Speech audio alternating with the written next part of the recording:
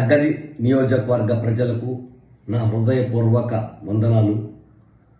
నగరి నియోజకవర్గానికి స్థానికుడుగా ఎల్లవేళలా ప్రజలు సుఖ సంతోషాలతో ఉండాలని, సమస్యల పట్ల నా స్థాయిలో పోరాడుతూ ఉంటాను. నగరి నియోజకవర్గానికి స్థానికేతర నాయకులు కొందరు నగరి నియోజకవర్గ సంపదను దోచుకోవడంలో, దాచుకోవడంలో పోటీపడి ఒకరైతే దోచుకున్న దాన్ని చెన్నై, హైదరాబాదు, శ్రీపెరంబదూరులో పెట్టుబడులు పెడతారు. ఒకరైతే ఏకంగా అమెరికాకే తీసుకెళ్లి పెట్టుబడులు పెట్టేటువంటి పరిస్థితులు ఉన్నాయి.